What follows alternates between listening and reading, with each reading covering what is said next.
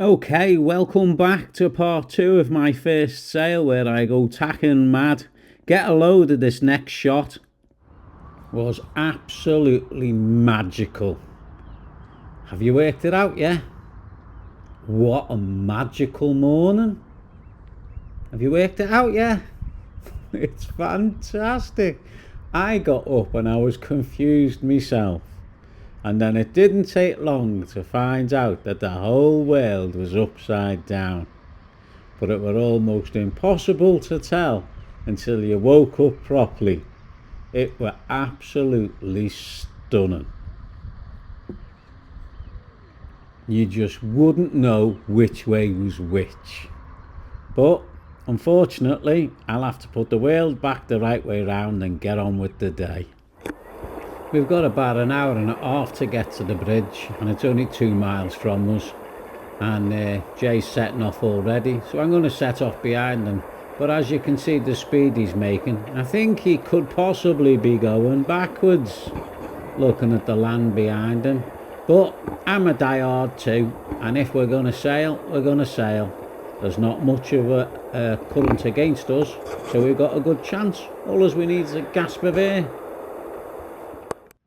Well, best get myself ship shape, and as there's not a lot of wind, there's no real problem in putting up your sails while you're not sitting out in the water and you're sitting on the comfort of the mooring. So dragging the main out is really an easy job. It's like putting it away is really an easy job. Like the foresail coming out is an easy job. Like putting it away is an easy job. Roller reefing, can't beat it. Mine comes out of the mast lovely and goes back in the mast lovely. Touch wood every single time I do it. I try and keep to a particular way of doing it, but it does it every single time. So I love the stuff. And hey presto, 30 seconds, mainsail's up and ready to go. No wind though, but mainsail's up and ready to go. So everything's ready. All I got to do is walk up the front and unhook that bit of chain that's left on there and get back down there and see where the boat's going to drift out to before I get it in gear and get a move on. Let's go catch Uncle Jay. Oh, I really hate to see a boat like that. It looks like it's had the ravages of winter. God help the owner when he first sees it. Well, this is sort of sailing. I've been looking at that boat now for a good 15 minutes. I'm not sure if I'm actually getting past it or not, but when I look at the top of the mast and the windows on the house behind it, it just sort of scrapes past windows, so I must be covering some ground. 4 knots of wind, not a hell of a lot, 0.7, 0.8, nearly making a knot over the ground. Not straight ahead either, sort of into the sandbanks. It's still there. Different window on the mast, but it's still there, and we ain't moving very quick at all. Well, we just have to keep our fingers crossed that we do move. Maybe, just maybe, that boat is actually being dragged along by us, because it's still here. We still got wind in our sails. Not a lot, but we got a bit of wind, and we're still making some headway over the ground as well as through the water. The wind's a bit fluky, it keeps coming round and we're just speeding up now. Keeps changing, so we should get a little bit of a pace on with this. That's a bit of a nice shape in a sail, so you should be able to do something with a nice shape in a sail. So in a matter of minutes we've gone from a run to a reach, to a pointing, to a run, to a reach, to pointing, from the port side to the starboard side, from the port side to the starboard side. Enough to drive you a little bit mad, I should imagine. But at least we've got a new set of windows to look at and some different boats. Wind seems to have stabilised a little bit, and so does our speed. So we're getting a good 2.5 knots over the ground now. Very pleased. Who'll be that over there? It's Jeff in Aslan. He's disappearing the opposite way. We're just going to see him as well.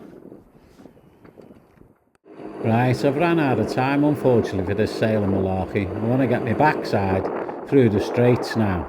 So I've put the donkey on and getting rid of the canvas drive. This is how you want to enter the Menai Straits. about 30 knots. You can be in and out in a couple of seconds. I'm only joking, I've speeded it up because it's a passage on a motor. Just about time to give little Squashy a charge lead for his phone. He was panicking because it was out of battery. And then we get back on with our 30 knots and get through the swellies.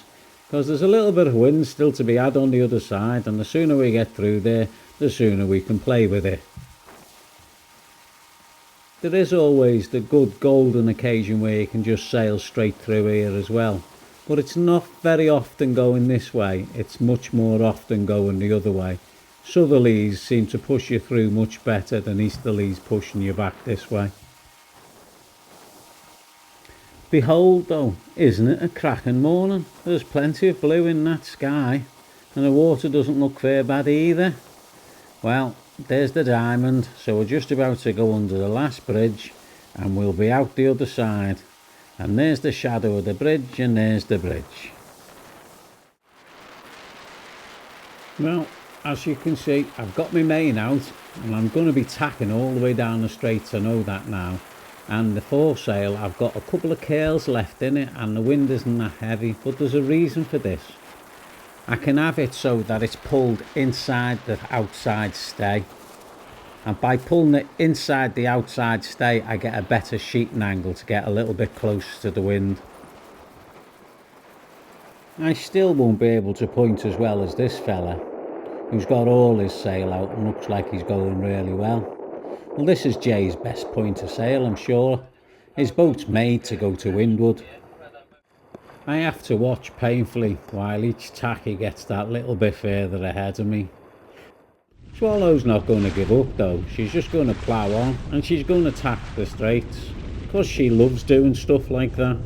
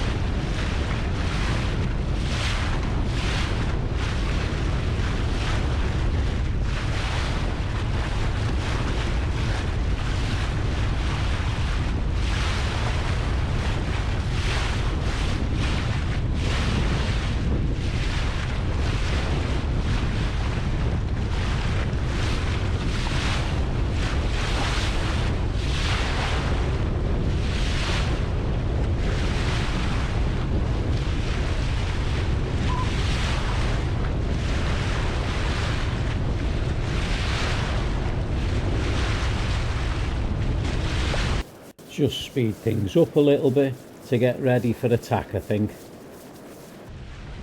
And here we go. Just one of the great many tacks it takes to get from A to B down the Menai Straits. And I think we did that rather well, if I don't say so myself. Might have lost a little bit of way there, but we've still got enough to carry us on until the sails bite and speed us back up again. This really is turning out to be one of those golden days, the one that you remember all year. And it's only the first real sail of the year as well, except for me taking the boat from Carnarvon down to Conway one particular day, which wasn't a sailing day, it was just one fast motor. Get it done because we'd done our winter's berth was up and we wanted to get out, get ourselves in the river and get ready for a sail at some point. And here's the sail, right back where we come from. I think it certainly helps the boat short tack when you have the sail sheeted inside the outside stays, but it gives you a paranoia level that you got to keep an eye on the sail because you don't want it rubbing on the stays. Time for another one of those tacky things, I think. Right, let's get her about. See, she has plenty of way on her. She flies quite well through the tack, and you can use that time to try and grab hold of that foresail. I think we've done all right there. She hasn't slowed down too much. She's still got enough way on to get herself pulling again. As that keel bites in and them sails fill up, she'll be off like a shot again.